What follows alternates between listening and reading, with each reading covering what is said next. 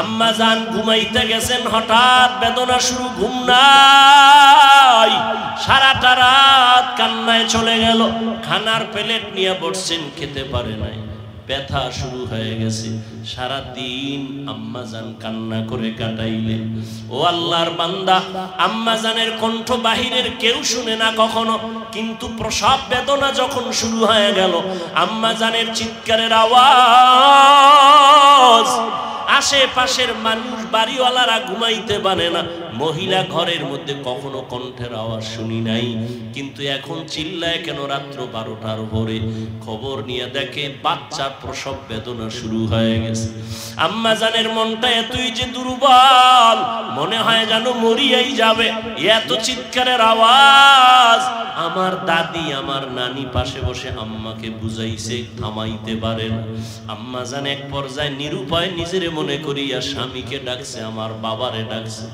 আব্বা জানকে গোপনে ডাইকা আমার দাদি নানি রেখা চলে যাও, আমার স্বামীকে একটু কাছে আনো। আমার স্বামীকে কাছে আনলেন। আম্মা জান স্বামীর হাতটা ধইরা চোখের পানি ছেড়ে কাঁদে আর কয়, স্বামী, আমি আপনার ঘরে সংসার করতে গিয়ে কত বেয়াদবি করেছি, আপনার যেইভাবে খেদমত করা দরকার আমি করতে পারি নাই, দয়া করে আপনি আমার দাবিটা ছেড়ে দেন, আমাকে মাফ করে দেন। আব্বা জান বলে, বিবি তুমি এমন কেন করো? বলে, আমার মাথায় মনে হয় 7 আসমানের বোঝা চেপে আছে, আমার মনে হয় মরণ, আমি মরিয়া যাব, আর দুনিয়ার সূর্য বুঝি দেখতে পারবো না, প্রসব বেদনা সহ্য করতে পারি না রে স্বামী। বাবা সান্ত্বনা দিয়া কয়, ধৈর্য ধারণ করো, আমি আল্লাহর কাছে দোয়া করতেছি। দিনদার স্বামী গিয়া নামাজের মুসাল্লায় দাঁড়াইয়া একটা চিৎকার দিয়া কয়, রে মালিক, কুদরতের ক্ষমতা জাহের করে দাও, আমার স্ত্রী মরণাপন্ন অবস্থায় বাচ্চা প্রসবের বেদনা সহ্য করতে পারে না রে আল্লাহ, কুদরতের সাথে তুমি আসান করে দাও। ও আল্লাহর বান্দারা, ওই প্রসব বেদনায় মা যতটা কান্না করেছেন, যতটা কষ্ট করেছেন, তুমি আমি সারা জিন্দেগির কামাই রুজি আর চামড়া খুলিয়াও যদি মাকে জুতা বানায় দেই, কোনদিন মায়ের ঋণ আদায় করা কোনো সম্ভব হবে না। ও আল্লাহর বান্দারা, আমার মায়ার নবী এই মায়ের সম্মান বজায় রেখেছেন, কন্যাদের উপরে যেন জুলুম না হয়। ওই আরবের মুশরিক বেঈমানেরা ঘুরে আর কয়, মুহাম্মদের কপাল খারাপ, কারণ ওর ছেলে নাই, ওর আছে কন্যা, মরিয়া গেলে ওর ইজ্জত আর বংশ কে রক্ষা করবে? নবীর মনে কষ্ট, আল্লাহ পাক সান্ত্বনা দিলেন, ইন্না আতাইনা কাল কাউসার, ও নবী আপনাকে কাউসার দান করছি, টেনশন নাই। নবী খুশি হইয়া জাতির সামনে চিল্লায় বলতেছেন, ও দুনিয়াওয়ালারা, আমি কেমন আল্লাহর প্রিয় বান্দা জাননি, অথচ আমার একটা ছেলেও নাই, আমি 4 কন্যার বাবা। তোমরা কন্যাদের উপরে জুলুম করবা না, এ নিমুখ হারাম, ও কুলাঙ্গার, ছেলে হইলে খুশি, মেয়ে হইলে কষ্ট পাও, কি লাভ? 10টা ছেলে যদি হয় আর বাবার ইজ্জত নষ্ট করে, এই ছেলের কোনো দরকারই নাই। একটা মেয়ে যদি পাও, আল্লাহর শুকর আদায় করিও, 10টা সন্তানের উপকার একটা মেয়ের দ্বারা আল্লাহ ব্যবস্থা করে দিবেন। মেয়েরা বাবার জন্য যেই পাগল, হাজারো সন্তান বাবার জন্য ওই পাগল না, ওই মায়া অন্তরে রাখে না। যার কন্যা আছে সে ছাড়া বোঝানো যাবে না। মেয়েরা বাবার জন্য যে কত আসে, বাবা যদি একটু অসুস্থ হয়ে যায়, ছেলেরা বিরক্ত হয়, এত অসুস্থ, হসপিটালে কে নিবে? কিন্তু মেয়ে যখন শুনে, খানা বন্ধ করে দেয়, পাগলের মতো দৌড়ায়। বাবার অসুস্থ খবর পাইয়া বলে, আমি আর ঘরে থাকবো না। বাবায় কই? বলে হসপিটালে। কয় দৌড়াও। ওই মেয়েটা ওরা বাবার কাছে যায়, বাবা এত কষ্ট পাইও না, কাঁদিও না। একটা মেয়ে বাবার জন্য এতটাই ফেদা, এতটাই মায়া মোহাব্বত নিয়ে চলে। একটা মেয়ে চায় তার কলিজাটা কাইটা বাবার জন্য দিয়া দিবে। ওই মেয়ে পাইয়া যারা খুশি না, তোমাদের কপাল বড় খারাপ। নবী বলেন একটা কন্যা পাইছো, একটা জান্নাতের মালিক হয়ে গেছো। এই দুইটা কন্যা পেয়েছো, দুইটা জান্নাতের মালিক হয়ে গেছো। আমার মায়ার নবী ওই চরিত্রহীন মানুষগুলোর জমিনে আইসা আমার নবী তাদের আলিঙ্গন করলেন, বুকে লাগাইলেন। তোমার আমার মতো সিসি কইয়া বেনামাজিরে তাড়ায়া দেন নাই।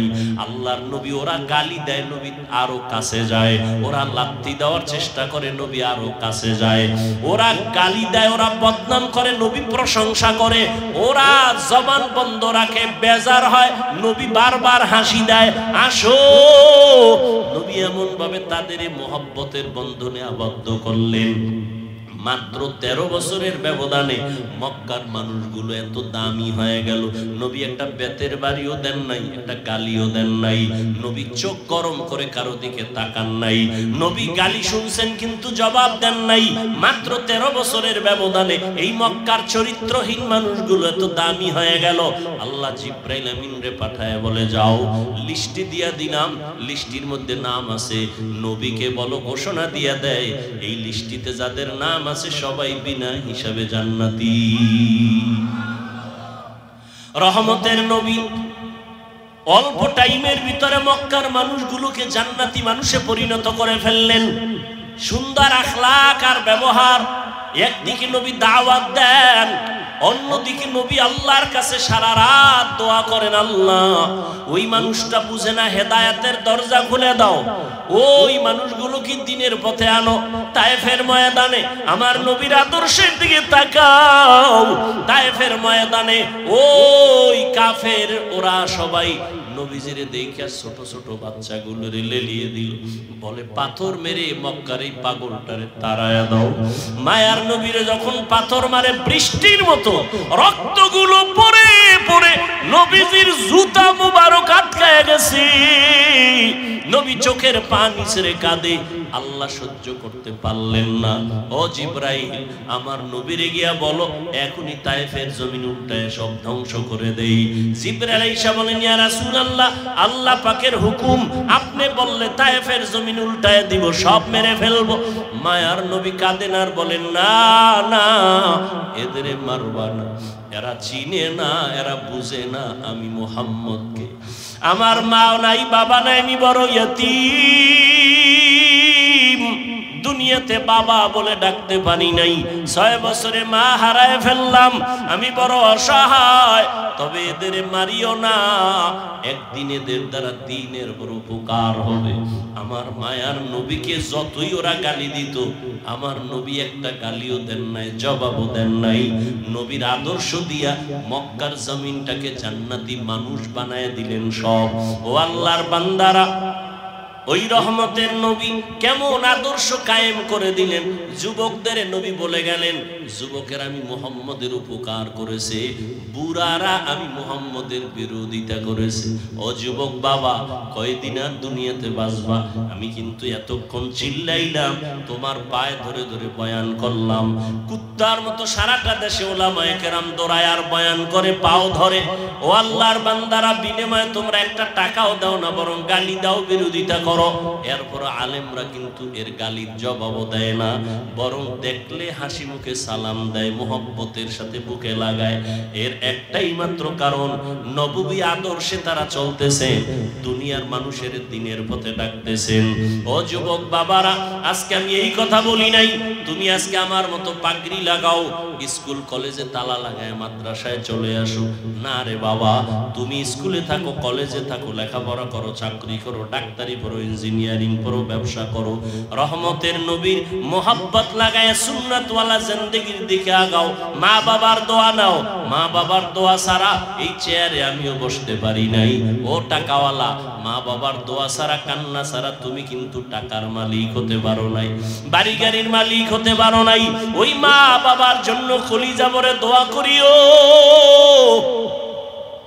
মা বাবার জন্য মসজিদে বসে আছো, একবার আলহামদু সূরা কুল হুয়াল্লাহ 3 বার দরুদ শরীফ পড়ে একা একা দোয়া করিও। পারলে কবরের সামনে যাওয়ার সময় থাকলে যাইও। ও আল্লাহর বান্দা, যাদের মা বাবা বেঁচে আছে মায়ের কাছে গিয়া দোয়া চাইও। ও বাবা, তোমার মতো যুবক আজকে জেনারেল লাইনে থাকিয়াও নামাজ পড়ে অভাব নাই, সাগরে গিয়া মাছ ধরে নামাজ ছাড়ে না, চাকরি করে নামাজ ছাড়ে না, গাড়ি চালায় নামাজ বাদ দেয় না। ও আল্লাহর বান্দা যুবক, তুমি কেন পারবা না? ও পর্দার আড়ালের আম্মা জানেরা, আপনাদের অবদানের কারণেই তো এই দুনিয়াতে সন্তান ভালো হয় খারাপ হয়। যত ভালো সন্তান আসছে আপনাদের অবদান আর মেহনত আর দোয়া। ও আম্মা জানেরা, আপনাদের আল্লাহ নবী বানান নাই, তবে নবীদের মা বানাইছেন। আপনারা আলেমদের মা, আপনারা হাফেজদের মা, আপনারা ভালো ভালো সন্তানদের মা। এরে আম্মা জান, আপনি তো আয়েশা রাদিয়াল্লাহু আনহার মতো দামি নারী, ফাতেমা রাদিয়াল্লাহু আনহার মতো দামি নারী, আপনি তো খাদিজা রাদিয়াল্লাহু আনহার মতো দামি নারী, ইসমাঈল নবীর মা হাজরা আলাইহা সালামের মতো দামি নারী। আপনারা তো এত দামি, এত মর্যাদা আল্লাহ আপনাদের দান করেছেন। আপনারা ঈসা নবীর মা মারিয়াম আলাইহা সালামের মতো দামি নারী। আপনার মতো কত মা, কত বোন এখনো আছে নামাজ পড়ে, পর্দা করে, স্বামীর মাল হেফাজত করে, সন্তানগুলোকে দিনের পথে মেহনত করে, মোবাইলে সময় নষ্ট করে না। এরে আম্মা জানেরা, আপনারা কেন পারবেন না? একটা সন্তানকে কোরআনওয়ালা বানায়া ডাক্তার বানাবেন, কোরআন পড়াইয়া ইঞ্জিনিয়ার বানাবেন, কোরআন পড়াইয়া নামাজি একজন প্রফেসর বানায়া যাবেন। ওই সন্তান ডাক্তারি করলেও কোরআন পড়িয়া মা বাবার জন্য দোয়া করবে।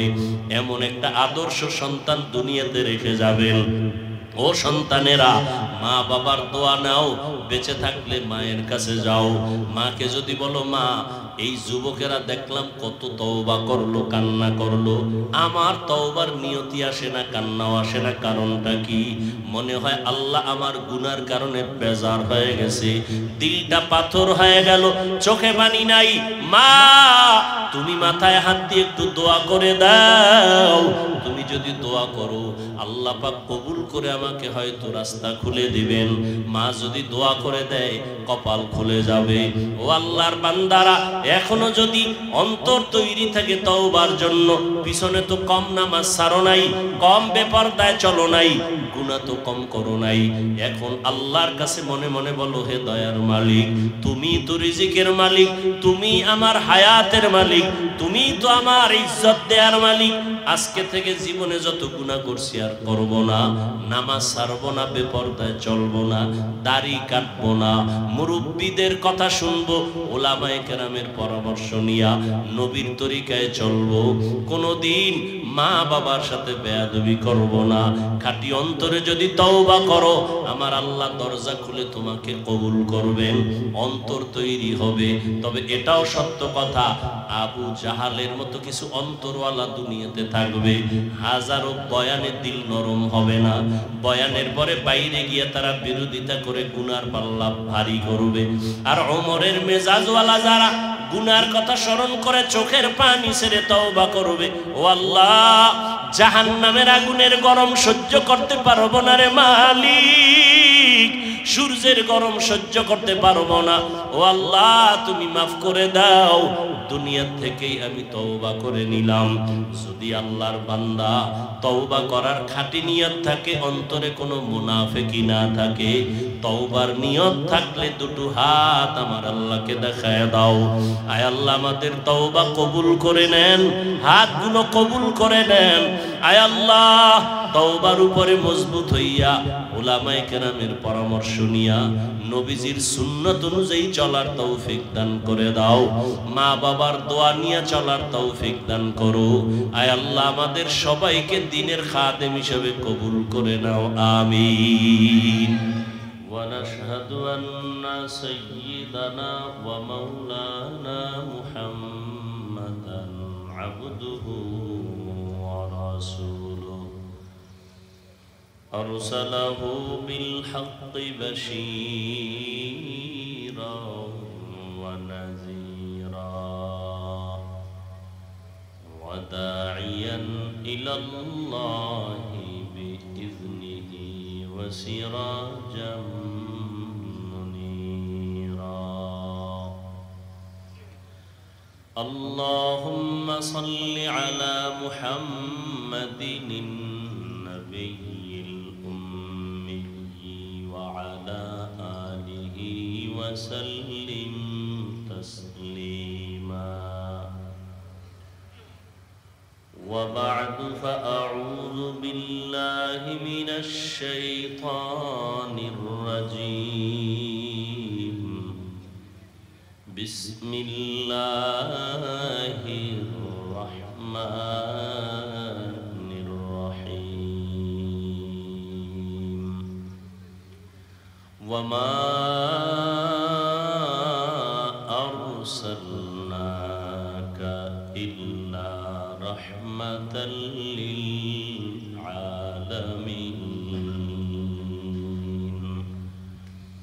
وقال النبي صلى الله عليه وآله وسلم كل أمتي يدخلون الجنة إلا من أبى قيل من أبى قال من أطاعني دخل الجنة ومن عصاني فقد أبى أو كما قال النبي عليه الصلاة والسلام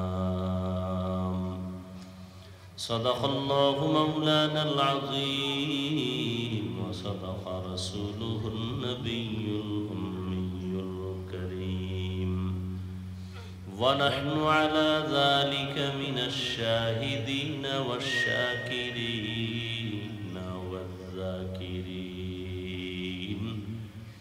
والحمد لله رب العالمين سبحانك لا علم لنا إلا ما علمتنا إنك أنت العليم الحكيم رب اشرح لي صدري ويسر لي أمري واحلل عقدة من لساني يفقه قولي मोमिन जो फिदा नक्श कफे पाए नबी हो मोमिन जो फिदा नक्श कफे पाए नबी हो ज़ीर कदम आज भी आलम का खजीना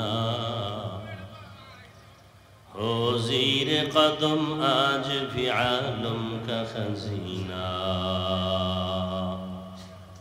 गर सुन्नत नबवी की करे पैरवी उम्मत गर सुन्नत नबवी की करे पैरवी उम्मत तूफान से निकल जाएगा फिर इसका सफीना तूफान से निकल जाएगा फिर इसका सफीना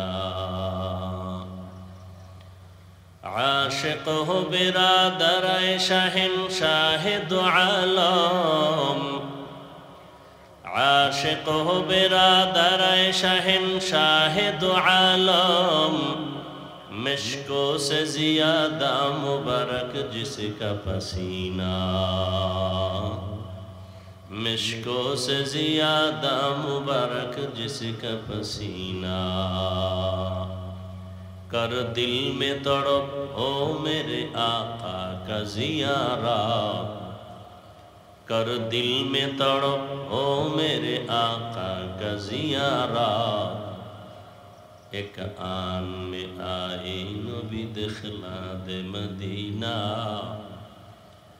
एक आन में आए नबी दिखला दे मदीना मरहुम इखलास मिया फाउंडेशन কর্তৃক আয়োজিত তাফসীরুল কুরআন মাহফিল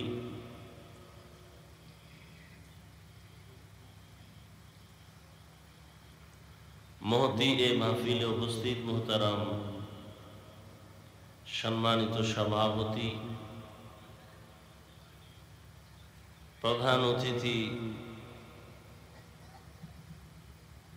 হাজারো আলেমের উস্তাজ, উস্তাজুল উলামা আল্লামা মুফতি কিফায়াতুল্লাহ শফিক দামাত বারাকাতুহুম, শেখুল হাদিস ও মুহতামিম আল জামিয়া আল ইসলামিয়া টেকনাফ, অন্যান্য হযরত উলামায়ে কেরাম, অত্র অঞ্চলের বিভিন্ন স্থান থেকে আগত আল্লাহ পাকের আশিকিন, জাকিরিন, শাকিরিন, মুহিব্বিন, মুরব্বিয়ান আযম, কালিজার টুকরা আমার সমবয়সী যুবক বন্ধুগণ, স্নেহের ছোট ভাই, পর্দার আড়ালে মাইকের আওয়াজ শ্রবণরতা সম্মানিত মা ও বোনেরা, সাউন্ড স্পষ্ট হয় না কেন? আল্লাহ পাকের দরবারে শুকর যে আল্লাহ পাক আমাদেরকে হাজারো লাখো মানুষের ভেতর থেকে বাছাই করে পৃথিবীর শ্রেষ্ঠ মজলিস, উলামায়ে আহলে হকের মজলিস, গুনাহ মাফের মজলিস, তওবা কবুলের মজলিসে আশা বসার তৌফিক দান করেছেন। নিয়ামতের শুকর আদায়ার্থে মুহাব্বতে দিল থেকে জবান খুলে পড়ি আলহামদুলিল্লাহ। দরুদ ও সালাম সৈয়দুল মুরসালিন, রহমাতুল লিল আলামিন, শফিউল মুজনিবিন, খাতামুন নবিয়্যিন, সৈয়দুস সাকালাইন, ইমামুল মুরসালিন, শফিউ আযম, রাসূল আকরাম, রহমত আলম, নবিয়ুল আরব আল আযম, হাবিবে কিবরিয়া, আশরাফুল আম্বিয়া, সৈয়দুল আম্বিয়া, শফিউ মাহশর, সাকিয়ে কৌসর, আকায়ে নামদার, মদিনা কা তাজদার, आफताब नबूवत, फ़ख्र मौजूदात, सैयदुल मखलूक़ात, हज़रत मुहम्मदुर रसूलुल्लाह सल्लल्लाहु अलैहि व आलिहि वसल्लमेर উপর সর্বোপরি শুকর যাদের অক্লান্ত পরিশ্রমের মাধ্যমে আজ সুন্দর আয়োজন, খুব স্বল্প সময়ের মধ্যে এই সুন্দর আয়োজন করেছেন, আল্লাহ তৌফিক দিয়েছেন। এর পেছনে যারা সার্বিক সহযোগিতাও করেছেন, আল্লাহ সবাইকেই এ খেদমতের বরকতে দুনিয়াতে শান্তি, পরকালে মুক্তির ব্যবস্থা করে দিন। অত্যন্ত গুরুত্বপূর্ণ আলোচনা করেছেন আমাদের মুরব্বী, হাজারো লাখো মুসলমানের কলিজার স্পন্দন মুফতি সাহেব হুজুর দামাত বারাকাতুহুম, অন্যান্য উলামায়ে কেরাম, উলামায়ে কেরামদের মুক্তা খচিত কথাগুলো আমাদের উম্মাহকে সহি তরিকায় আমল করার তৌফিক দান করেন। উলামায়ে হযরতদের ইজ্জতকে আল্লাহ বেশি বেশি বাড়ায় দেন। ফেসবুকে যারা আলেমদের বিরুদ্ধে লেখে, মিডিয়ায় যারা ষড়যন্ত্রমূলক শুধু শুধু আলেমকে অপমান করার ষড়যন্ত্র করে, আল্লাহ ওদের হেদায়াত দান করেন। আমি আপনাদের দোয়া নেওয়ার আশায় হাজির হয়েছি এবং সংক্ষিপ্ত আলোচনার নিয়তে কোরআনে হাকিমের এক আয়াতে কারিমা, রাসূলের একটি হাদিস পড়েছি। আয়াত ও হাদিসের আলোকে ইখলাস ও রুহানিয়তের সমন্বয়, সহি তরিকায়, সহি নিয়তে সহি কিছু কথা আমাকে বলার মতো, আপনাদেরকে শুনবার মতো আল্লাহ পাক তৌফিক দান করেন। ওয়ামা আরসালনাকা ইল্লা রাহমাতাল লিল আলামিন। আল্লাহ পাক ইরশাদ করেন, হে রাসূল করিম সাল্লাল্লাহু আলাইহি ওয়া আলিহি ওয়াসাল্লাম, আমি আপনাকে পৃথিবী নামক গ্রহে প্রেরণ করি নাই, হ্যাঁ আপনাকে প্রেরণ করেছি জগৎসমূহের রহমত হিসেবে। নবীজি হাদিসে পাকে বলেন, কুল্লু উম্মতি ইয়াদখুলুনাল জান্নাতা ইল্লা মান আবা। সব উম্মত জান্নাতে যাবে, যারা আমি মুহাম্মদকে অস্বীকার করে, মানে না, তারা জান্নাতে যাবে না। কিলা মান আবা। সাহাবায়ে কেরামদের পক্ষ থেকে প্রশ্ন করা হলো, ইয়া রাসূলুল্লাহ, আপনাকে অস্বীকার করে তারা কারা? নবীজি বললেন, মান আতাআনি দাখালাল জান্নাহ ওয়া মান আসানি ফাকাদ আবা। যে আমার অনুসরণ করে, অনুকরণ করে, ইত্তেবা করে, তাআত করে, সে জান্নাতি। যে বিরোধিতা করে, সে আমাকে অস্বীকারকারী হিসাবে জাহান্নাম। হাদিসটার দিকে একটু আমরা খেয়াল নেই, চিন্তা করি, তর্জমাটা তো বললাম, একটু খেয়াল করি। বর্তমান দুনিয়াতে মুসলমানদের মধ্যে নবীকে মানা না মানা নিয়ে অনেক তর্ক বিতর্ক। নবীজির মহব্বতে দাড়ি রাখছি, টুপি বললাম, নবীজির আদর্শ মানার মহব্বতেই নামাজ পড়ি, পর্দা করি, হালাল খাই। এরপরেও আমাদের কানের মধ্যে আওয়াজ আসে আমরা রসুলের দুশ্মন। আসে না? আসে না? আওয়াজগুলো দেয় কারা? যে দাড়ি নাই, টুপি নাই, নামাজ নাই, পর্দা নাই, হালাল হারামের ভেদাভেদ নাই, এরা বলে আমরা টুপিওয়ালারা রসুলের দুশ্মন। তাহলে আসলে আমরা নবী মানি না এটা বলে। তো কে নবী মানে কে মানে না? ১৫০০ বছর আগে রসুল তার স্পষ্ট স্কেল দিয়ে দিছেন কে মানে কে মানে। নবীজি বললেন সব উম্মত জান্নাতে যাবে, সব। তারা জান্নাতে যাবে না সহসয় কারা? যারা নবীকে মানে না বা অস্বীকার করে। সাহাবায়ে কেরাম প্রশ্ন করেই ফেললেন, হে আল্লাহর রসুল, আপনাকে অস্বীকার করে তারা কারা? স্পষ্ট করে বললে আমাদের জন্য সহজ হবে। একটু খেয়াল করেন তো, সাহাবায়ে কেরামের প্রশ্ন ছিল আপনাকে অস্বীকার করে তারা কারা। নবীজি ডাইরেক্ট এই জবাবটা না দিয়া আগে একটু কথা বললেন। জবাব দিয়েছেন, তার আগে রহমতের নবীর রহমতমূলক আওয়াজ দিলেন। নবীজি বললেন, মান আতাআনি দাখালাল জান্নাহ। সাহাবায়ে কেরামের প্রশ্ন ছিল আপনাকে অস্বীকার করে তারা কারা। নবী বললেন, যে আমার অনুসরণ করে, অনুকরণ করে, ইতাআত করে, ইত্তেবা করে, এরা জান্নাতে যাবে। এখন আপনারা যদি বুঝেন তো একটু আমাকে জবাব দিতে হবে। সাহাবায়ে কেরামের প্রশ্ন ছিল নবীকে অস্বীকার করে তারা কারা। নবী জবাব দিতে গিয়া বললেন, যারা আমার অনুসরণ করে, আমার ইতাআত করে, আমার আদর্শ মতো চলে, তারা জান্নাতি। তার মানে হলো তারা নবী মানে, তারা নবী। বিপরীত কথা কি দাঁড়াবে? যারা নবীর অনুসরণ করে, তারা নবীর ইতাআত করে, জান্নাতে যাবে, তার মানে তারা নবীকে মানে। কারা নবীকে মানে? যারা নবীর আদর্শ অনুসরণ করে। তাহলে বিপরীত কথা কি দাঁড়াবে? বুঝেন নাই? নবীজির অনুসরণ যারা করে তারা জান্নাতি, তার মানে তারা নবী মানে। বিপরীত কথা কি দাঁড়াবে? যারা নবীর অনুসরণ করে না তারা জান্নাতে, বা তারা নবীকে। কিন্তু নবী এ কথাটা বলেন নাই। এই পয়েন্টটা একটু খেয়াল করবেন। নবী বলছেন যে আমার অনুসরণ করবে সে জান্নাতে যাবে। বিপরীত কথা দাঁড়ায় যে অনুসরণ করবে না সে জাহান্নামে যাবে। কিন্তু নবী এ কথা বলেন নাই। নবী কি বলছেন? মান আসানি ফাকাদ আবা।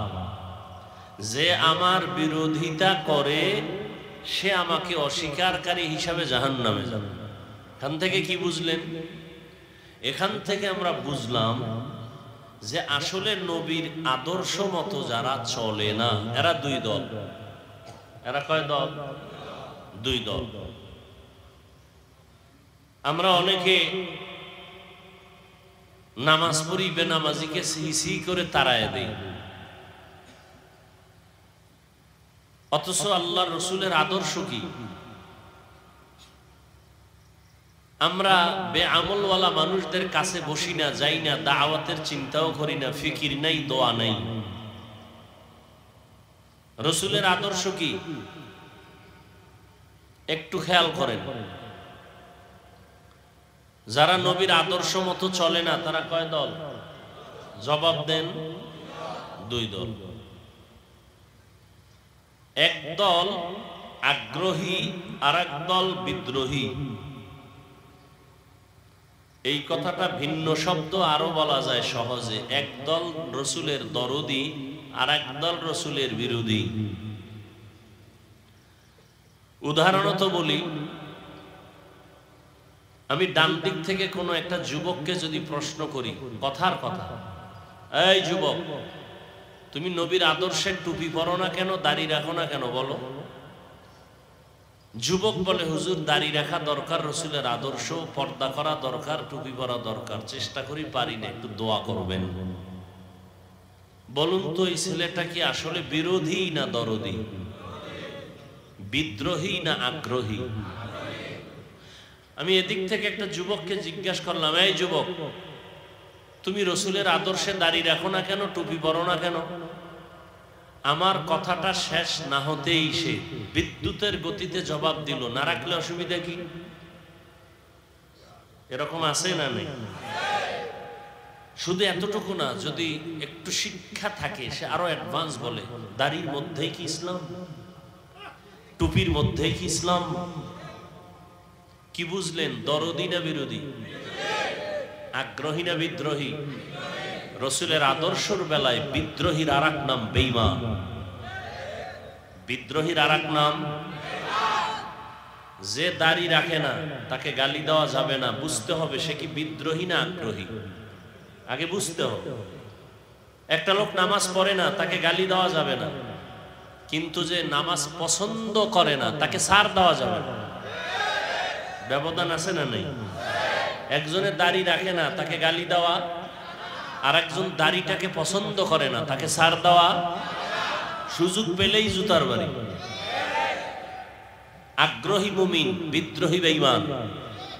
রসুলের দরদি মুমিন, বিরোধী বেঈমান। যে বলে দাড়ি না রাখলে অসুবিধা কি, আগ্রহী না বিদ্রোহী? এরকম সমাজে এই যুবক আছে না নাই? ইমানদার না বেঈমান? রসুলের আপন না দুশমন? আল্লাহ হেদায়াত দান করুন। খুব সাবধান। দাড়ির মধ্যে কি ইসলাম? টুপির মধ্যে কি ইসলাম? এই পোশাক পরো না কেন মদিনার লাইনে? পোশাকের মধ্যে কি ইসলাম? পর্দা করো না কেন? পর্দার মধ্যে কি ইসলাম? যেটাকে প্রশ্ন করি সেটার মধ্যেই আঘাত করে। তাহলে পর্দার মধ্যে ইসলাম নাই, দাড়ির মধ্যে নাই, টুপির মধ্যে নাই, পোশাকে নাই, তো ইসলাম কই? তোমার আব্বা কোন সিন্ধুকে তালা মেরে রেখেছে, বের করো। কয় না ইসলাম এক জায়গায় আছে। কয় কোথায়? ক্ষমতার চেয়ারে বসলে ইসলাম আসে।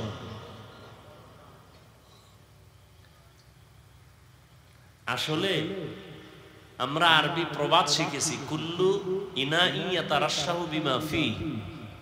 যেই বোতলের মধ্যে যা থাকবে এটাকে উপর করলে তাই। কথা বলেন না কেন?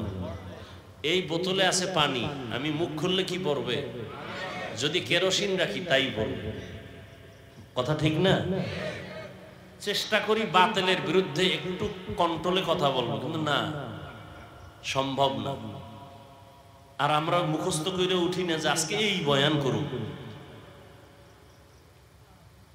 ইখলাসের সাথে চেষ্টা করি, আল্লাহ যা বলান তাই বের হচ্ছে। এটা মুখস্থ করে বলার জিনিসও না। হতে পারে এই কথার কোনো রুগী এখানে আছে কি? থাকতে পারে না? যে বলে টুপি না পরলে অসুবিধা কি, টুপির মধ্যেই কি ইসলাম? এ শুধু কপাল পরা না, ডবল কপাল পরা। কেন? নিজেও টুপি পরে না, অন্যের টুপিও পছন্দ করে না। নিজে পরে না, এক কপাল পরা, অন্যেরটাও পছন্দ করে না, এটা ডবল কপাল পরা। নিজেও নামাজ পড়ে না, অন্যের নামাজও পছন্দ করে না। নিজেও হালাল খায় না, অন্যে হালাল খায় তা পছন্দ করে না। নিজেও পাগড়ি পরে না, অন্যে পাগড়ি পরে পছন্দ করে না। এটা কি সাধারণ দুশমন? অথচ এরা বলতেছে আমরা নবী মানি না। আল্লাহ হেদায়াতের দৌলত দান করেন। আসেন হাদিস নিয়ে কিছু কথা বললাম, তো এতটুকু ফিনিশিং দেই। একটা লোক নামাজ পড়ে না তাকে গালি দেওয়া, কিন্তু যে নামাজ পছন্দ করে না তাকে ছাড় দেওয়া। একজনে পর্দা করে না তাকে গালি দেওয়া, আর একজন পর্দা পছন্দ করে না তাকে ছাড় দেওয়া।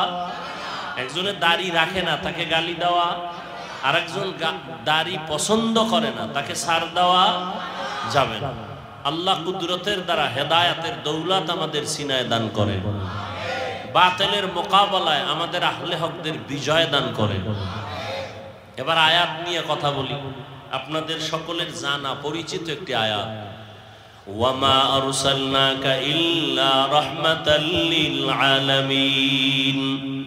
আয়াতটা আপনারা তো সবাই পারেন, কথা বলেন না কেন? সত্য কথাটা বলতে এত কষ্ট কেন? মানেন আর না মানেন, অন্তত স্বীকার করেন যে হ্যাঁ পারি। কোরআন শরীফ পড়তে না জানলে আয়াতটা মুখস্থ হয়ে গেছে শুনতে শুনতে শুনতে শুনতে অনেক জিনিস মুখস্থ হয়, এটা ভুলে না। বুঝেন নাই? পড়া কথা মাঝে মাঝে ভুলে যায়, কিন্তু শুনে যে কথাটা অন্তরে ঢোকে এটা ভুলে না। আয়াতটা খুব সহজ। যারা নবীর আশেক দাবিদার এরা খুব বেশি বেশি আয়াত পড়ে এই আয়াতটা, কিন্তু আয়াতের হাকিকত থেকে তারা অনেক দূরে পড়ে আছে। আয়াত কি বলল? আল্লাহ বলেন, হে রাসূল, আমি আপনাকে দুনিয়াতে পাঠাই নাই, হ্যাঁ পাঠিয়েছি জগৎ সমূহের রহমত হিসেবে। ডাইরেক্ট বললেই তো আপনাকে জগতের রহমত করে পাঠাইলাম। প্রথম বললেন পাঠাই নাই, আবার বলেন হ্যাঁ পাঠিয়েছি জগৎ সমূহের রহমত করে। গুরাইয়া বললেন কেন? ফাইলুল হাকিম লা ইয়াখলু আনিল হিকমা। হাকিম বা জ্ঞানী তাদের কোনো কাজ, তাদের কোনো কথা হিকমত বা জ্ঞান থেকে শূন্য না। আল্লাহ এমন কেন বললেন? দুনিয়ার সব মানুষের জেহেনটাকে পরিশুদ্ধ করে বললেন, এর মানুষ ভালো করে অন্তরে কথাটা তুমি বদ্ধমূল করে নাও। আমার নবীকে পাঠাই নাই বলিয়া তোমাদের জেহেনটাকে আমি পরিশুদ্ধ করলাম। আমার নবীকে পাঠাইলাম পুরাটাই রহমত করে। নবীর পুরাটাই রহমত, এর বাইরে কিছুই নাই। জগৎ সমূহের জন্য রহমত। এখানে অনেকে তরজমা করে উভয় জগতের জন্য রহমত। উভয় জগৎ মানে দুনিয়ার জগৎ, পরকালের জগৎ। আমি তরজমা করলাম জগৎ সমূহের জন্য রহমত। তার মানে জগৎ দুইটা না, জগৎ আরো বেশি। রূহের একটা জগৎ, আলাদা জগৎ। মায়ের গর্ভের একটা জগৎ, আলাদা জগৎ। দুনিয়ার জগৎ একটা আলাদা জগৎ। আলমে বারজাখ কবর জগৎ একটা আলাদা জগৎ। হাসরের ময়দানের একটা জগৎ হলো আলাদা জগৎ। জান্নাত ও জাহান্নামের জগৎ আলাদা জগৎ। আল্লাহ বলেন এই সব জগতের জন্য আমি আল্লাহ হলাম রব্বুল আলামিন, আর আমার বন্ধু মুহাম্মদকে বানায় দিলাম রাহমাতুল লিল আলামিন। সমস্ত জগতের জন্য আমি আল্লাহ হলাম রব, আর আমার বন্ধু মুহাম্মদকে বানায় দিলাম রহমত। আমার বন্ধুর পুরাটাই রহমতে ভরা। এই জন্য আমি আল্লাহ প্রথম আওয়াজ দেই গরম, এরপরে নরম। আমার বন্ধুর সব কথাই নরম, গরম কথা কম। আমি আল্লাহ গরম আওয়াজ দিলাম আল আসর ইন্নাল ইনসানা লাফি খুসর। সব মানুষগুলো জাহান্নামে যাবে, সব মানুষ জাহান্নামী, একজনও বাদ নাই। কিন্তু বইলে একটু ঠান্ডা করলাম, সব জাহান্নামে যাবে না। ইল্লাল্লাযীনা আমানু ওয়া আমিলুস সালিহাত, যারা ঈমান আনবে, নেক আমল করবে, এরকম 4 গুণওয়ালারা জান্নাতি। আপনার আমার মায়ার নবী, রহমতের নবী আল্লাহ পাক বুঝায় দিলেন কেমন রহমত। নবী বলেন সব উম্মত জান্নাতি। কুল্লু উম্মতি ইয়াদখুলুনাল জান্নাহ, সব উম্মত জান্নাতে যাবে, কিন্তু যারা আমাকে মানে না তারা সহসায় জান্নাতে যাবে না। রহমতের নবী, রূহের জগতের জন্য নবী রহমত। মায়ের গর্ভের ক্ষেত্রে নবী রহমত। দুনিয়ার জগতের জন্য নবী রহমত। কবর জগতের জন্য নবী রহমত। হাসরের জগতে নবী রহমত। জান্নাত ও জাহান্নামের জগতের মাঝেও রাসূল রহমত। জান্নাতে রহমত হবে, জাহান্নামে রহমত হবে, এটা কেমন কথা? ভিন্ন ভিন্ন আলোচনা। রূহের জগতের জন্য নবী কেমন রহমত, ভিন্ন আলোচনা। দুনিয়ার জগতের জন্য নবী কেমন রহমত, ভিন্ন আলোচনা। কবর জগতের জন্য নবী কেমন রহমত, ভিন্ন আলোচনা। হাসর জগতের জন্য কেমন রহমত আমার নবী ভিন্ন আলোচনা। আমি শুধু দুনিয়ার জন্য নবী কেমন রহমত এ বিষয়ে দু চারটা কথা বলবো। দুনিয়ার জগতের জন্য নবী রহমত, কেমন রহমত? বলে মুমিনদের জন্য রহমত আলাদা, মুমিনদের জন্য নবী রহমত, বেঈমানের জন্য নবী রহমত। পুরুষের জন্য নবী যেমন রহমত, নারীদের জন্য নবী রহমত। মানুষের জন্য নবী যেমন রহমত, জিনদের জন্য নবী রহমত, ফেরেশতাদের জন্য নবী রহমত। মানুষের জন্য রহমত, ভিন্ন ভিন্ন প্রাণীদের জন্য নবী রহমত। মরা গাছের জন্য নবী রহমত, সমুদ্রের প্রাণীর জন্য নবী রহমত, জঙ্গলের প্রাণীদের জন্য নবী রহমত। কেমনে কেমনে কেমনে কেমনে প্রত্যেকটার পেছনে একটা ঘটনা আছে, এগুলোর কাহিনী আছে, আলোচনা আছে। রহমতের নবী এমন এক সময় আল্লাহ দুনিয়ার জমিনে পাঠাইলেন, যেই সময় পুরা দুনিয়াটা একটা এলোমেলো অবস্থা। মানুষের মধ্যে কোনো শান্তি নাই, আদব নাই, শিষ্টাচার নাই, মানবতা নাই। এর মধ্যে সব থেকে বেশি খারাপ হলো মক্কার মানুষ। মক্কার মানুষ এতটাই খারাপ, যেই খারাপ মানুষ আর দুনিয়ার কোথাও ছিল না। চরিত্রহীন, এত খারাপ।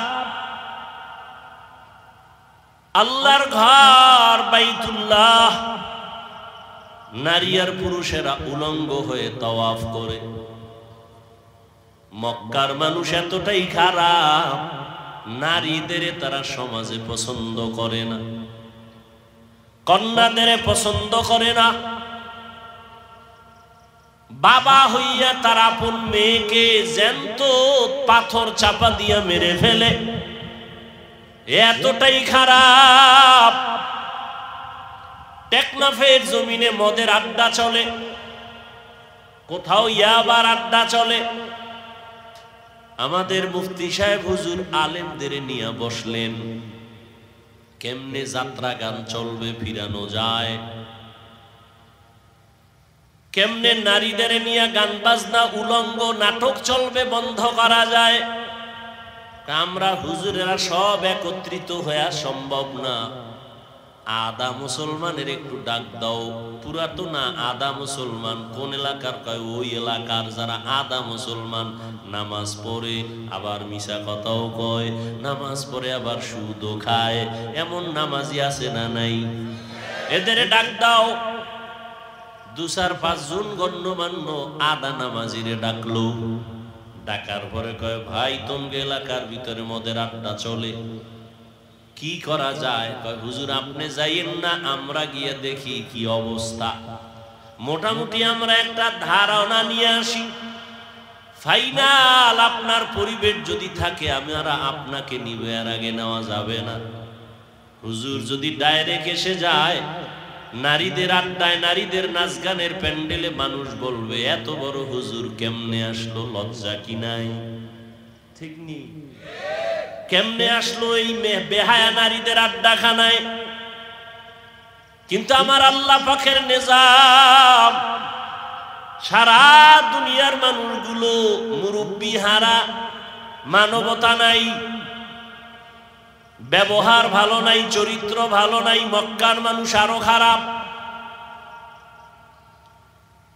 কোন ভালো হুজুর, ভালো আলেম খারাপ জায়গায় প্রথমে যায় না, মানুষ খারাপ বলে, বলে না? বলে না? আমার আল্লাহ, আমার নবী কেমন পবিত্র, কোনো তুলনা নাই। কিন্তু তারে আল্লাহ এমন জায়গায় পাঠাইলেন যেই জায়গার মানুষ পুরা দুনিয়ার মধ্যে চূড়ান্ত খারাপ। দেখছেন নি কারবার? দুনিয়ার মধ্যে চূড়ান্ত খারাপ যেই মানুষগুলো, সেখানে আপনার আমার পবিত্র নবীকে পাঠাইলেন। এমন এক সময় রহমতের নবীকে আল্লাহ পাঠাইছেন। সারা দুনিয়ার মানুষ এত খারাপ হলো কেন? এখান থেকেও একটা পয়েন্ট আমরা বুঝে নিতে পারি।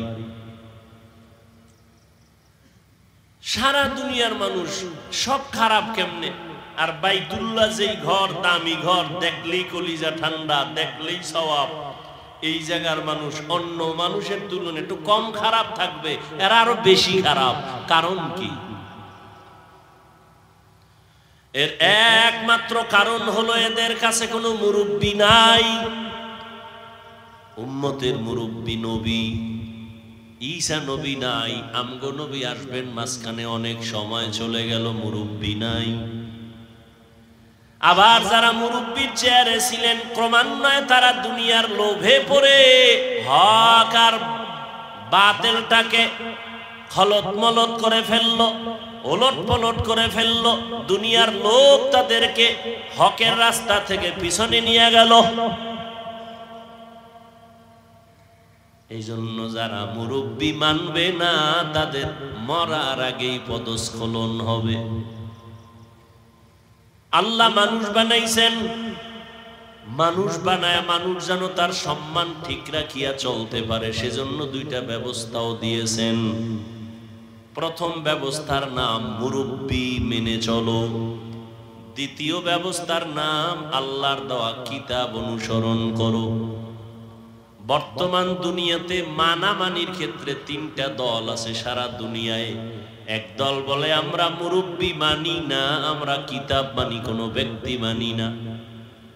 চায়ের দোকানে বইয়া চা পান করে আর আড্ডা দেয়, আমরা হাদিস কোরআন মানি, কোনো হুজুর টুজুর মানি না, ওলিয়া উলিয়া মানি না, মাযহাব মানি না, আমরা কোনো ব্যক্তি মানি না।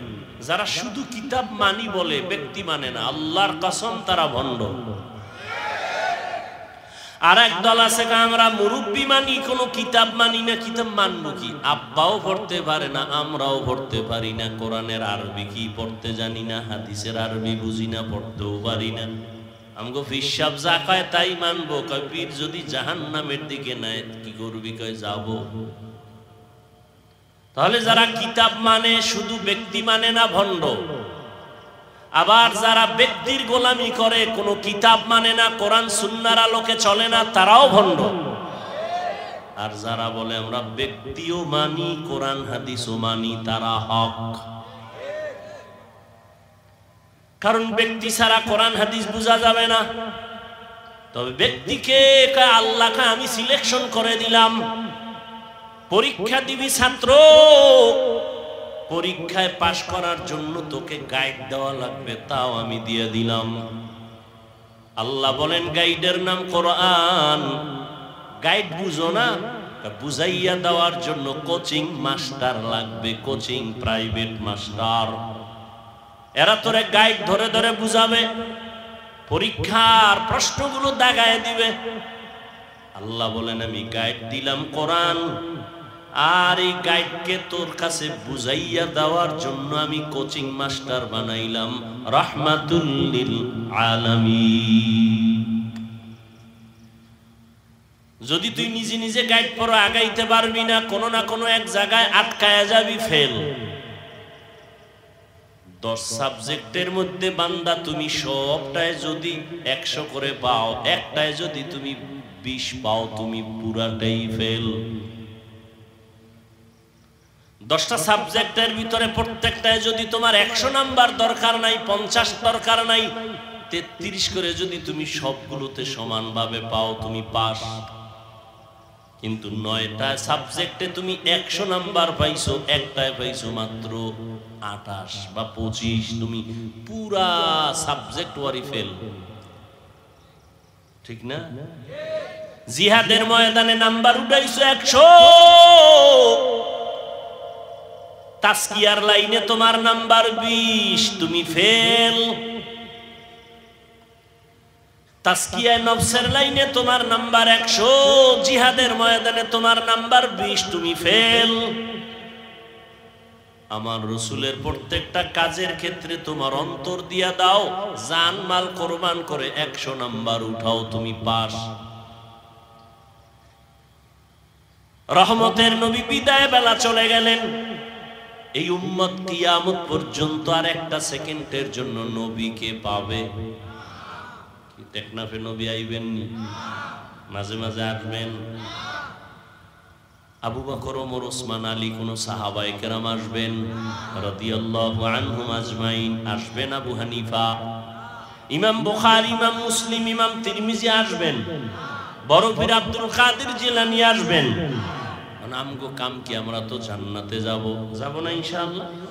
এখন জান্নাতে যে যাব, পথ কই, ঠিকানা কই? ঠিকানা লাগবে না? ঠিকানা আছে কোরআন হাদিসে। কোথায়? এখন আপনি কোরআনের আরবিও বুঝেন না, হাদিসেরও আরবি বুঝেন না, আপনার উপায় কি? একটাই মাত্র পথ। আল্লাহর নবী বলেন, আমি বিদায় হয়ে গেল, আমি দুইটা জিনিস তোমাদের মাঝে রেখে গেলাম, দইরা রাখলে ঈমানও যাবে না, সম্মানও যাবে না। ঈমানও যাবে না, সম্মানও যাবে না। খেয়াল করেন, এই উঠা বসা করেন কেন ভাই? লড়াচড়া করেন কেন? কারো জ্যৈষ্ঠ মাস, কারো সর্বনাশ। ভালো করে বুঝার চেষ্টা করেন, খুব সাবধান। কিয়ামত পর্যন্ত কেউ আসবেন না, নবী আসবেন না, সাহাবায়ে কেরাম আসবেন না। জান্নাতে তো যেতে চাই, ঠিকানা কোরআন হাদিসে কিন্তু পড়তেও পারি না, কপাল খারাপ। হাদিসের আরবি বুঝি না, ব্যাখ্যা তো পরের কথা। কোরআনের তরজমা বুঝি না, ব্যাখ্যা পরের কথা। ওয়ালা দাল্লিন আছে না? প্রত্যেক নামাজে কিন্তু এই আয়াত পড়ি, গায়রিল মাগদুবি আলাইহিম ওয়ালাদ-দাল্লিন।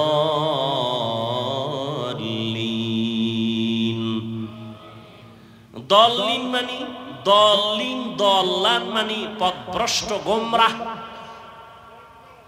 কি বুঝেননি? গোমরাহ বুঝেন তো ভাই? কথা বলেন। গোমরাহ, পথভ্রষ্ট, দল্লিন। আচ্ছা, আপনি তো এই তরজমাটা শিখা ফেলছেন। দল্লিন, দল্লান মানে গোমরাহ।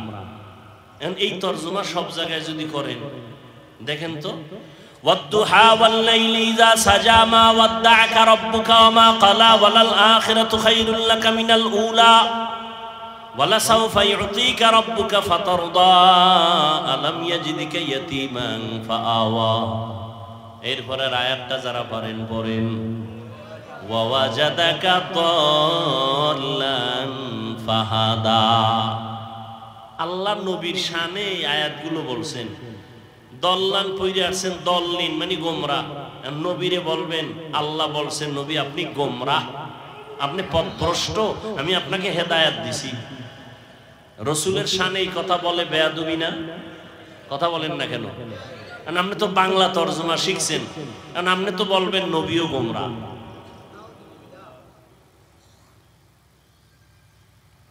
ভাইরা আমার,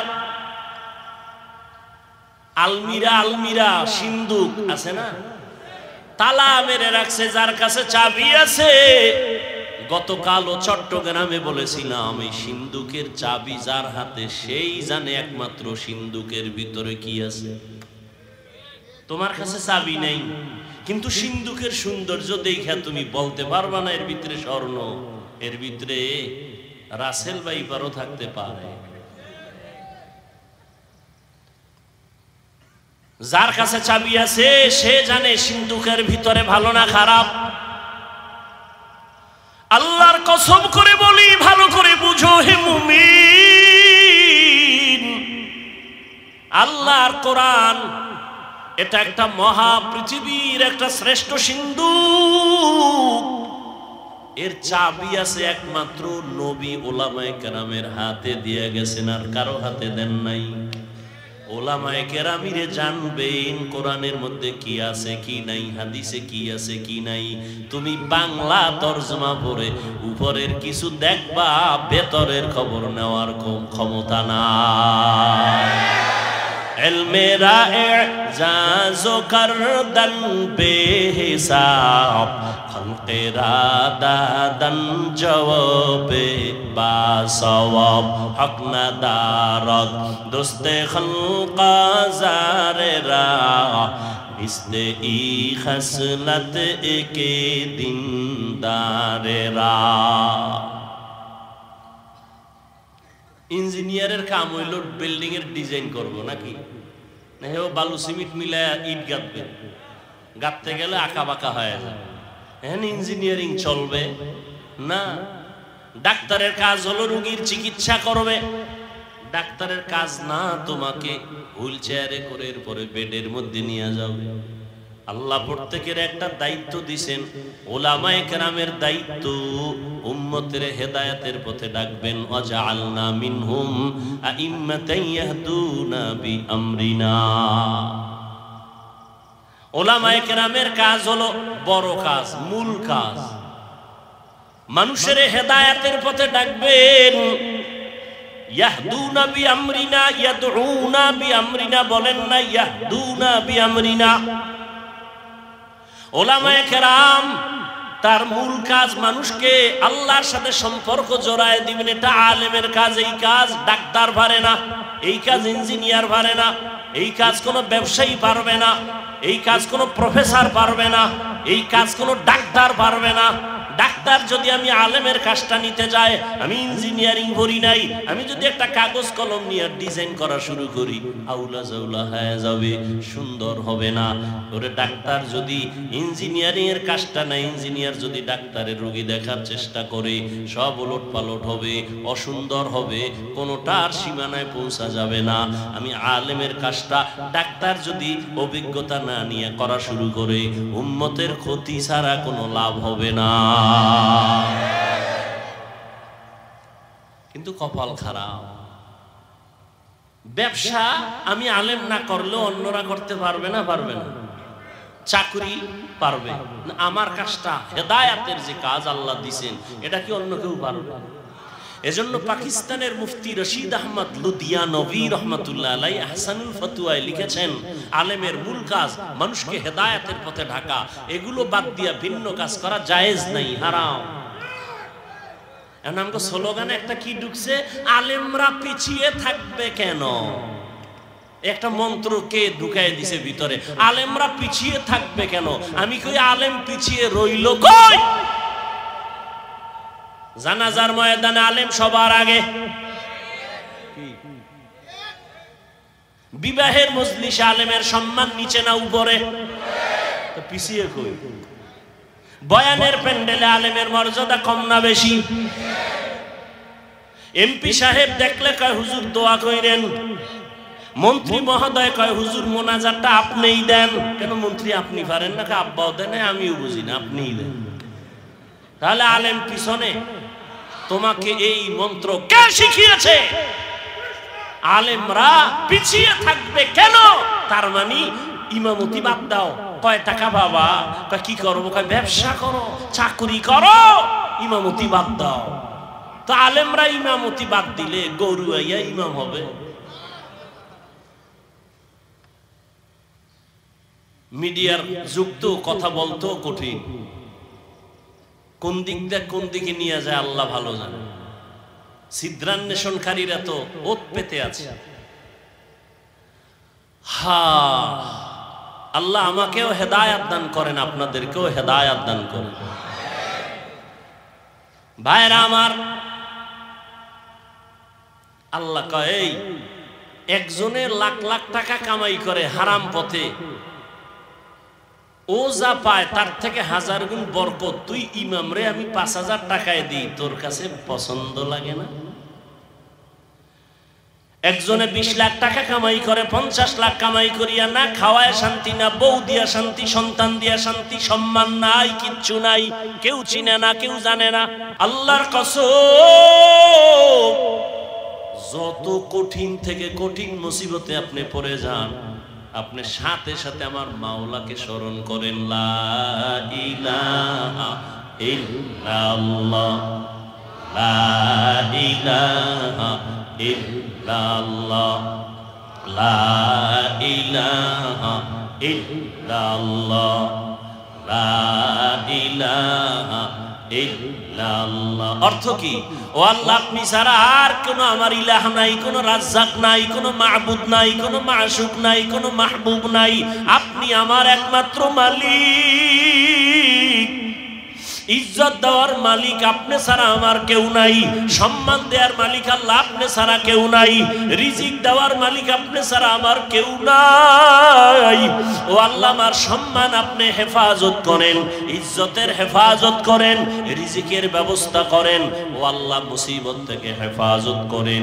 এই নিয়তে জিকির করবেন, জিকির করবেন মোহাব্বত লাগাইয়া, কোনো তাবিজ লাগবে না। এটাই হলো মুসিবত থেকে হেফাজতের বড় তাবিজ। ইমাম সাহেবরা তাবিজ লেখেন, আপনারা আবার রাগ করেন না। যাগো তাবিজ লাগবে এরা তো দরজায় গিয়ে সিরিয়াল দিবেই। ভাইরা আমার, কি কথা জানি বলতেছিলাম, গেছে, ভুলে গেছে আধা মিনিটে। ওলামায়ে কেরাম, আল্লাহ পাক রব্বুল আলামিন বলে, তাকায় দেখ, দুনিয়ার মানুষ কোটি টাকা কামাই করিও শান্তি নেই, তোরে ৫,০০০ টাকায় কেমন শান্তি দিছি জানোনি? মাসে মাসে ৫ লাখ টাকা কামাই করে, ঘরের মধ্যে খাওয়ার মতো পেটওয়ালা সংখ্যা আছে মাত্র কম। কারণ ওরা পেটওয়ালা খানার সংখ্যা কমাইছে, ট্যাবলেট খাইয়া সন্তান বাড়ায় না। আর তুই চাকরি করো, মসজিদে খেদমত করো, বেতন ১০,০০০, মাদ্রাসায় পড়ো ১০,০০০, ৫-৭ মাস বাকি, তোর ঘরে খানেওয়ালার সংখ্যাও বেশি না। কারণ আমরা তো ট্যাবলেট খাই না। আমরা তো রসুলের ওই হাদিসটা যেদিন শুনলাম, ওই বাড়ির মাইয়া বিয়া করবি যেই বংশে সন্তান বেশি হয়। কারণ কিয়ামতের ময়দানে আমি মুহাম্মদ অন্য নবীর উম্মতের তুলনায় আমি বেশি উম্মত নিয়ে গর্বের সাথে জান্নাতে যাব। ভাইরা আমার, কিন্তু কথা কেমনে বলি, বড় কঠিন। যারা স্লোগান দেয় ট্যাবলেট খাইয়া, ছেলে হোক মেয়ে হোক দুটার বেশি না, একটা হলে ভালো হয়, না হইলে আরো ভালো। এই ট্যাবলেট ওয়ালারা বলো, ২০ বছর আগের তুলনায় বর্তমানে মানুষের সংখ্যা বাংলাদেশে কম না বেশি? তো ট্যাবলেট কই? তোমরা যে সন্তান বন্ধ করলা জন্ম নিয়ন্ত্রণ করিয়ে, কই কমাইতে তো পারলা না। কারণ কি? বান্দা চাইলে কিছুই হয় না, আমার আল্লাহ চাইলে সব হয়। আল্লাহ যা চাইবেন তাই হবে, বান্দা যা চাবে তা হবে না। তবে হ্যাঁ, বান্দা চাইলেও হবে যদি বান্দার চাওয়াটা আল্লাহর চাওয়ার সাথে মিলে যায়। ভাইরা আমার, আল্লাহ পাক চাইছেন মানুষ বাড়াবেন। এখন বেঈমানের কথা, কমাও কমাও, মানুষ কমাও কেন? দুইটা কথা, দুইটা স্লোগান, কারা মানুষ বেশি হলে থাকবে কই, খাবে কি? এই স্লোগান দুইটা। আল্লাহ কয়, দুটার চাবি আমার হাতে রাখছি। মানুষ কই থাকবে ব্যবস্থা আমি করব, মানুষ কি খাবে ব্যবস্থা আমি করব। মুরব্বীরা বলেন তো, ১% জায়গা বুঝেন না? মুরব্বীরা বলেন না কেন? কয় শতাংশ? ১% জায়গায় যেই পরিমাণ ধান হইতো ২০ বছর আগে, এখন কম না বেশি? বাড়াইছে সরকার। আপনার আব্বা কে বাড়াইছে? আগে 10টা পেয়ারা খাইলো, জিব্বায় টের পায় না কি খাইছি। আর এখন 1টা কেজি পেয়ারা একজনে খাওয়া যায় না। এই খানার বরকত কে দিছে? ওয়াতারযুকু মান তাশাউ বিগাইরি হিসাব।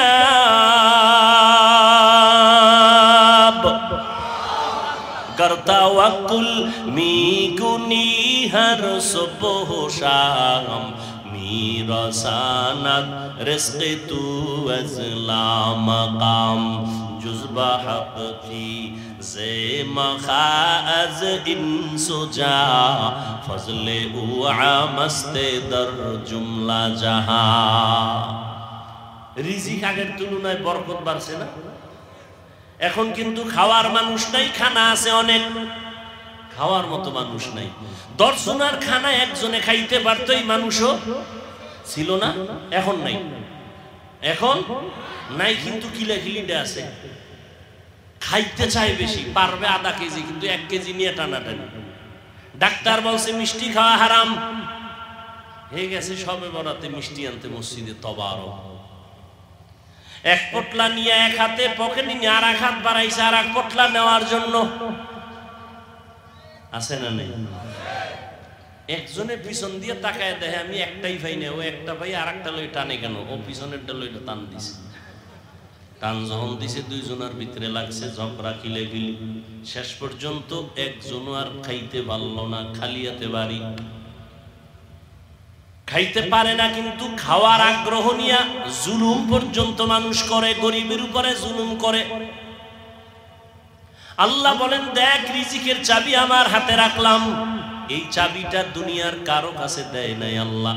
যদি সরকারের হাতে দিতেন, দুনিয়ার কোন কোটিপতির হাতে দিতেন, আমগো হুজুর গো কত আগে না খাওয়া মেরে ফেলতো, ঠিক না? কিন্তু আল্লাহ দেখছেন নি, মহামারী করোনা চোখে আঙ্গুল দিয়ে আল্লাহ দেখায় দিলেন, সারা দুনিয়াটা স্তব্ধ হয়ে গেল। চাকরি বন্ধ, ব্যবসা বন্ধ, স্কুল বন্ধ, কলেজ বন্ধ, ট্রেন বন্ধ, প্লেন বন্ধ, দোকান বন্ধ, সব বন্ধ হয়ে গেল। একটা মাদ্রাসাও বন্ধ হয় নাই। কয়জন হুজুর না খাইয়া মারা গেছে করোনার সময়, ভিক্ষা করছে কিছু দাও। আল্লাহ তাদের অল্প টাকা দেয়, কিন্তু এর মধ্যে বরকত অনেক বেশি। বরকত বুঝেননি? একজনে 3 প্লেট খাইয়া আরো কিছু দে থাকলে, আর একজনে 1 প্লেট দিয়া 4 জনে খাইয়াও কিছু থেকে যায়, পেটে খাওয়ার জায়গা নাই, ক্ষুধা নাই। এ হলো বরকতি খানা।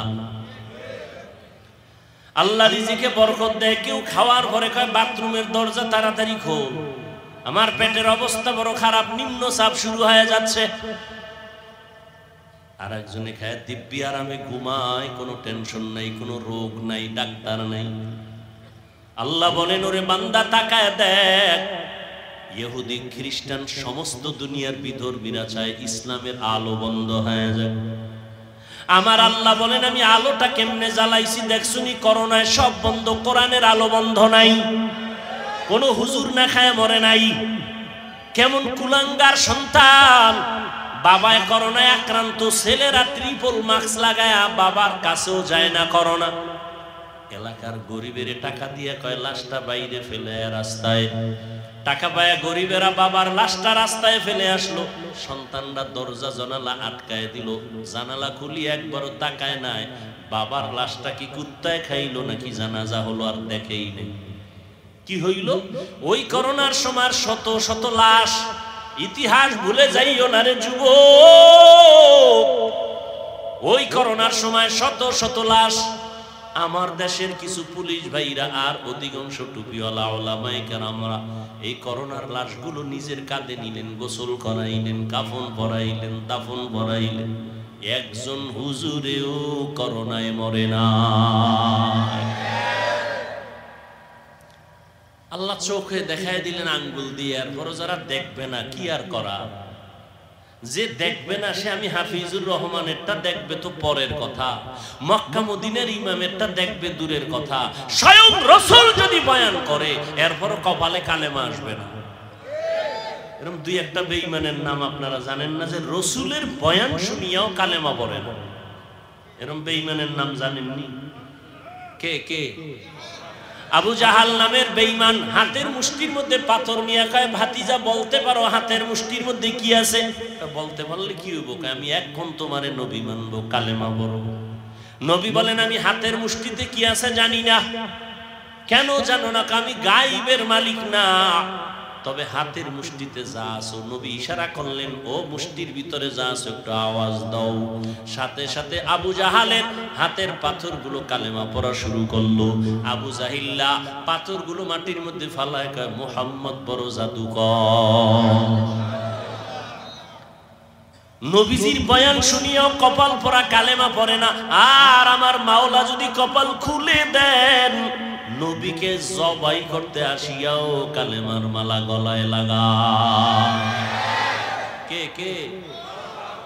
মান ইয়াহদিল্লাহু ফাহুয়াল মুহতাদ ওয়া মান ইউদ্লিল ফালান তাজিদা লাহু ওয়ালিয়াম মুরশিদা। রহমতের নবীর আলোচনা করতেছিলাম। রহমতের নবী উম্মতের মাঝে দুইটা জিনিস রেখে গেলেন, কোরআন আর সুন্নাহ। কোরআন হাদিস একটু আগে কিন্তু বলছি জান্নাতের ঠিকানা আছে কোরআন হাদিসের ভিতরে, কিন্তু নবী কোরআন আর হাদিস রেখে গেলাম বলেন নাই, বলছেন আমি কোরআন আর সুন্নত রেখে গেলাম। এই দুইটা জিনিস আঁকড়াইয়া ধরো, ঈমানও যাবে না, সম্মানও যাবে না। এই পৃথিবীর বর্তমান পরিস্থিতি বড় খারাপ।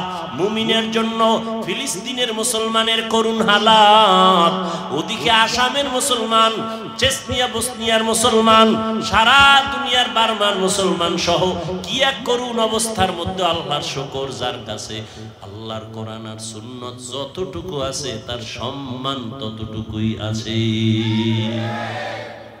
এখনো আছে। নাই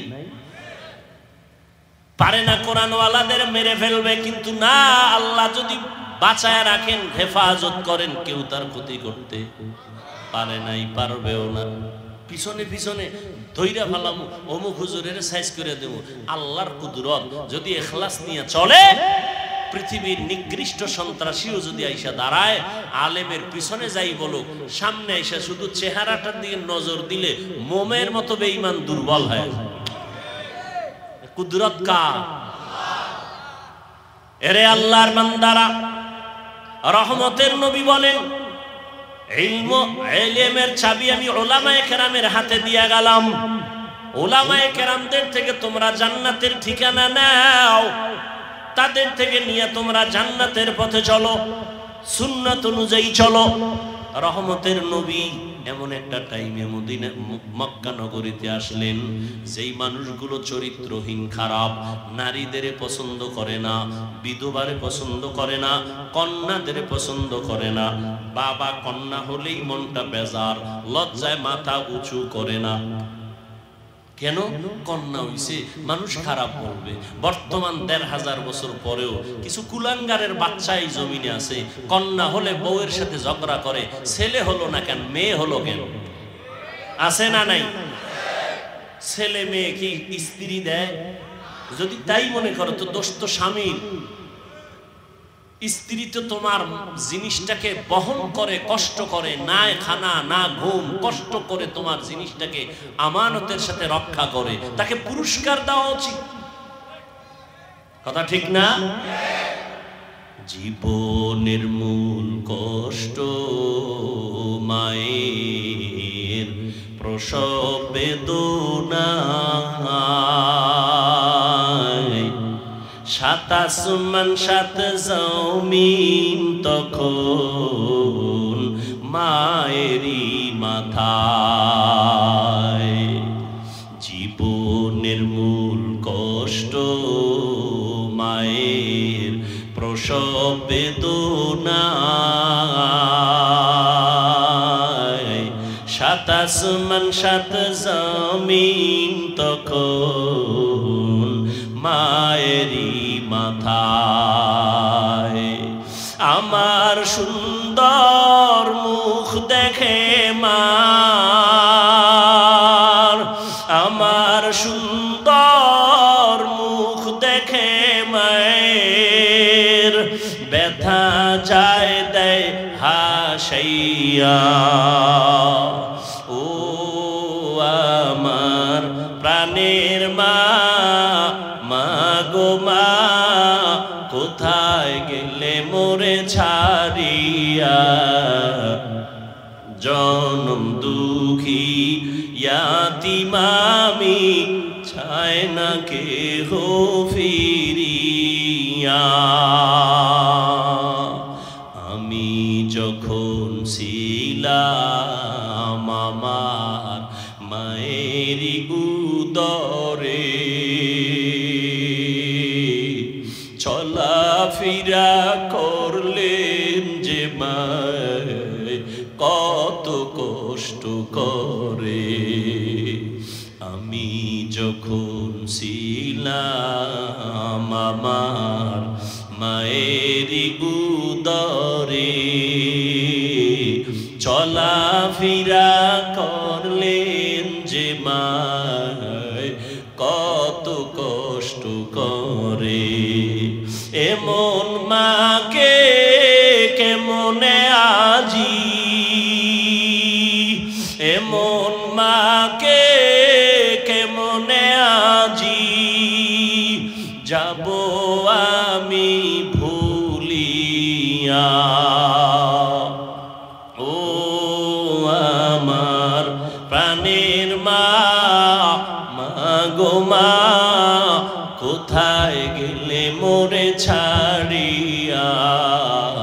জনম দুঃখী ইয়াতীম আমি, চাই না কেহ ফিরিয়া। এরে আল্লাহর বান্দা, মা একটা সন্তান নিয়ে কতই যে কষ্ট করেন, স্বামীকে বুঝাইলেও জীবন ভর বুঝবে না রে বাবা। ওই বোঝা তো তোমার মাথায় কোনো দিন আসে না রে বাবা।